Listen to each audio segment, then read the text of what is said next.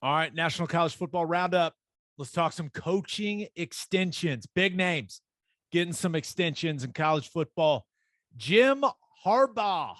No, he is not going to be the Minnesota Vikings coach. I believe Kevin O'Connell, the OC from the Rams. How about that combination for that guy? Wednesday parade, Thursday introductory press conference. Ooh, it's going to hurt. It's going to hurt. Gonna But hurt. Jim Harbaugh, 5-year contract extension that'll keep him at Michigan through 2026. I'm sure he is getting a lot of that pay cut he took. I'm sure he's getting that money back. Yep. So much for the NFL. Looks like old Harbaugh. We're going to have something to talk about when it comes to Michigan through 2026. I love it. It's great for college football because he's just such a weird guy, and he is a good coach. He's won everywhere he's been. So this is awesome. I'm so happy. Nope, it's good. Made a playoff, finally broke through, won the Big Ten, went to the playoff. Uh, I kind of feel like that is the ceiling for Michigan for the time being. They still haven't had a game changer at quarterback like Ohio State has, like Alabama has. Like that's what's been holding them back, in my opinion, to take that next step. And because they're great on the line of scrimmage, both sides of the ball. Typically, they've got good players there. They just haven't had that superstar type of quarterback. And if he can get that in there, look out. But that's been the roadblock for him. But it's really the only thing for Michigan. There's nowhere else to go, really. I don't think you're going to upgrade over Jim Harbaugh. Smart by them locking him into a 5-year contract. Good stuff. Yeah, and that's a great point about the quarterback thing because I feel like you either got to be super dominant at the line of scrimmage, like Georgia was, and then you can have just a meh quarterback like Stetson Bennett was. Or you can be really good at the line of scrimmage like Michigan was, but you got to have a dude at quarterback. And they just didn't have that dude, right? Yep. They were pretty dang good. Now, I realized the CFP game didn't go particularly well for them, but they did have a good O-line and a good defensive line. Like they did. They needed that dude at the quarterback position. So maybe McCarthy ends up being that guy. I don't know, but we'll see. And that last year was the chance to break through without that type of quarterback, because like the year before, Alabama was dominant at the line of scrimmage, both sides of the ball, and had a dude at quarterback. This year was for Alabama a rebuilding year, and they still made the national championship game. They're going to be great at the line of scrimmage and have a dude at quarterback next year. So that's why they've got to have a guy to be able to break through, because you're not on most years you're not going to be able to break through. Yep. All right. So it turns out if you take a group of 5 team to the college football playoff, you get paid. Luke Fickell has agreed to a new contract extension that will have him at Cincinnati through the 2028 season. He will make $5 million a year. So he is now by far the highest compensated group of 5 coach, and his staff salary pool jumps significantly to a total of $5.2 million. So this is a guy that clearly is a hell of a football coach. They've gone 22-2 in the last 2 seasons. The losses are to Georgia and Alabama. Not too shabby. Nope. Not too shabby for Luke Fickell. But one thing that has happened for him, he's lost a lot of his guys off his staff. They've been poached because they've been offered more money. So with this extension, with this increase in the salary pool, I think he's hoping to avoid some of that. Clearly, when they make the move to the Big 12, they'll be working with some more money. So am I the only one that saw $5 million a year and I was like, it seems a little light for Luke Fickell? You know what I mean? Like, I don't know. I know it's a ton of money for a college football coach at the group of 5 level, but I don't know. I feel I feel like maybe he earned a little more than that, especially with their move to the Big 12 coming. I don't know. Well, I feel like it's one of those, we can get you to 5 million a year now, Gotcha. especially if you want the big bump, which was a 1.5 million a year bump to the coaches pool, right? And that what it ended up being. Yeah, I think 1.4, 1.5, something like that. So that's big. My guess is when they make it to the Big 12 and get that bigger payout, then they'll probably bump him again then, redo his contract then.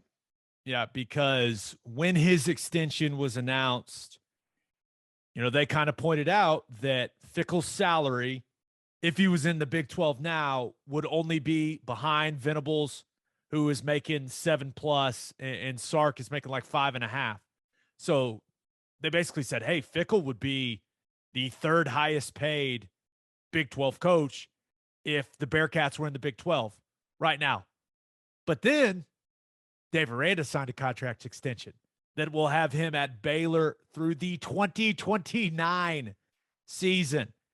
You win a Big 12 championship, you go and you win a Sugar Bowl, you get paid, right? And I think that Mack Rhoades, the athletic director at Baylor, has done one hell of a job with that athletic program, and the success that they've had in football and in men's basketball.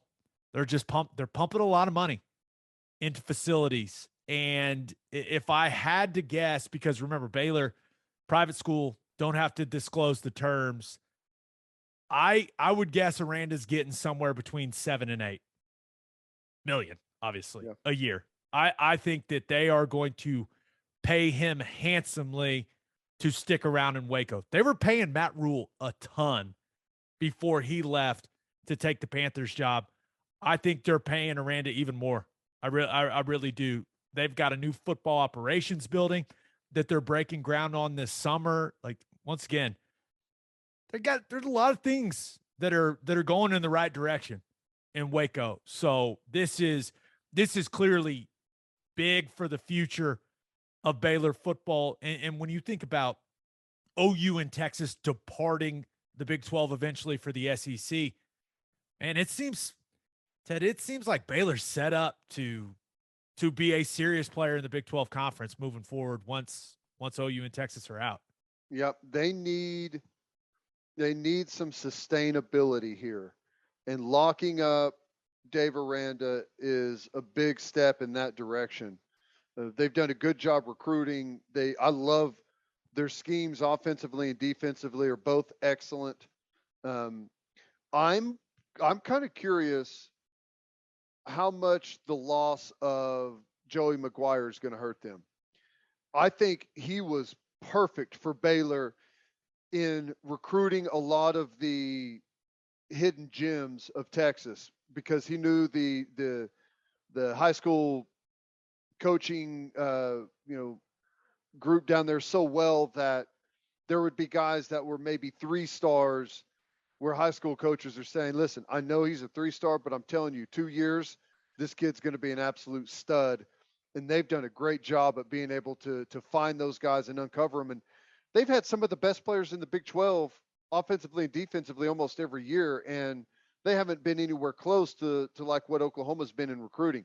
And I think it has a lot to do with, number one, development, obviously, but number two, being able to find those hidden guys out there that you really have to know the coaches of high school football in Texas to be able to find. So that's the one thing I'm curious about. Yeah. And if you really pay close attention to the recruiting stuff, and I just know this because I've talked about it on my Big 12 show on Sirius, you look at Texas Tech's 2023 recruiting class, they already have 5 4-star commits in it. That doesn't happen at Tech. No. So you talking about Joey McGuire being a big loss. I think you got a point now.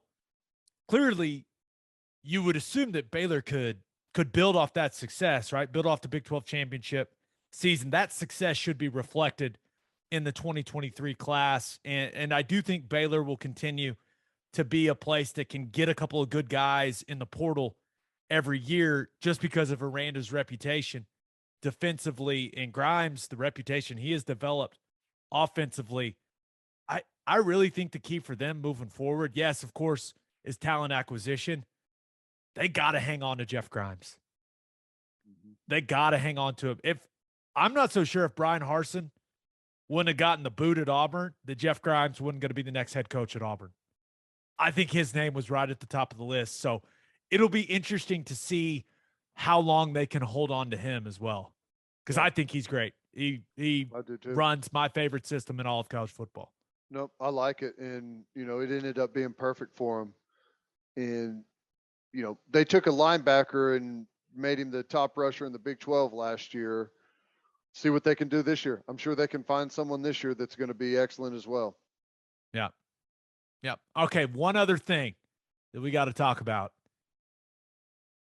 We said the alliance was stupid when it happened, right? Remember, Ted, the gentleman's agreement between the Big Ten, the Pac-12, and the ACC. I don't know if it's good news or bad news. I think it's good news for us because we thought it was stupid. But the alliance, it took a serious blow on Wednesday morning because Ohio State athletic director Gene Smith met with the media Wednesday morning. And he said a few interesting things. The first thing he said was that it seems like Big Ten athletic directors really, they thought about it, but, you know, they kind of like 9 conference games.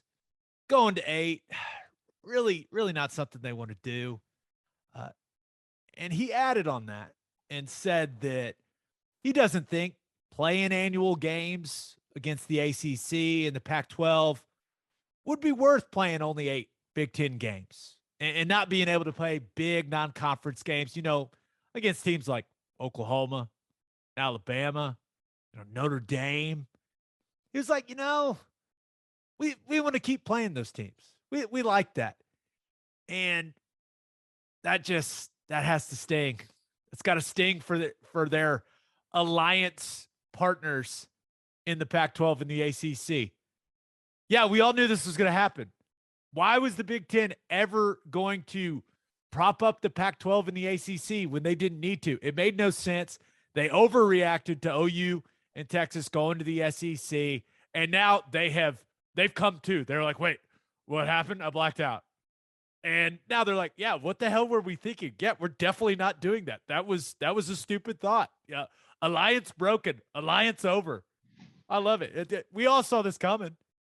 Yeah, it didn't even last long enough for them to start planning games together. That's great. This tells me, I'd like to get your opinion on this. This tells me that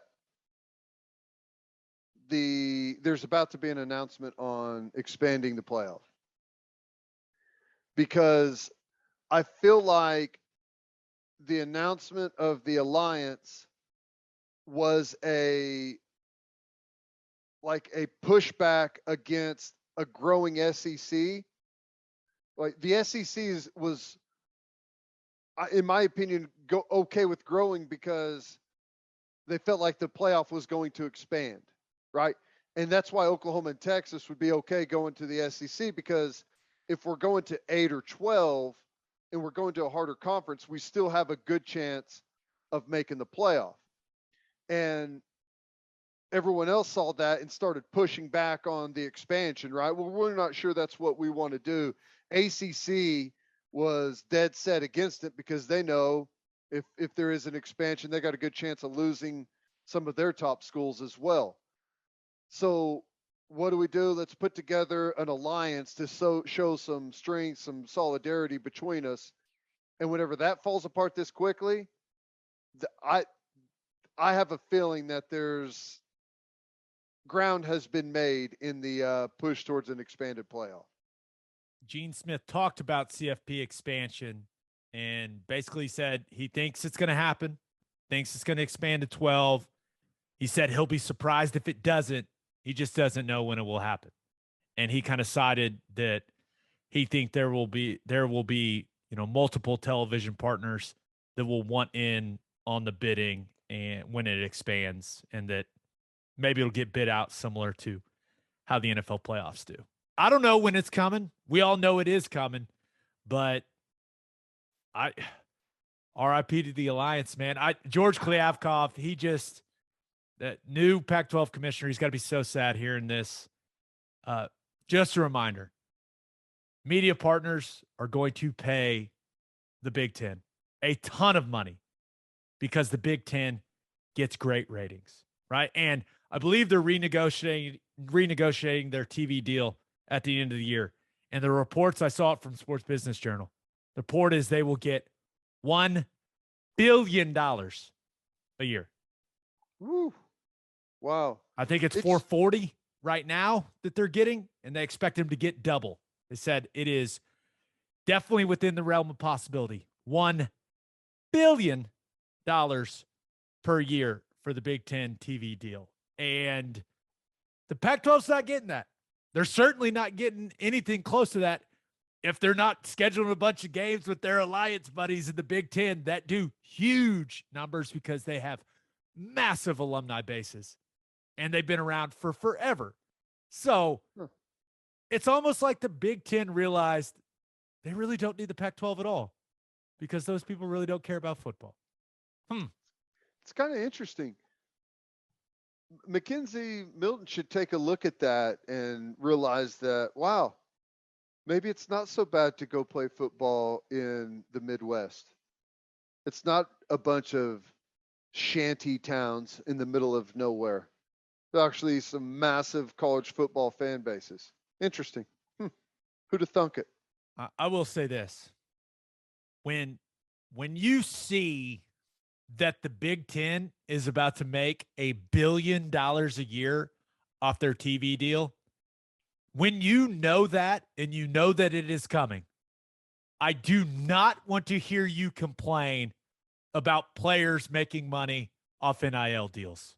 I don't want to hear any complaints at all. $1 billion a year.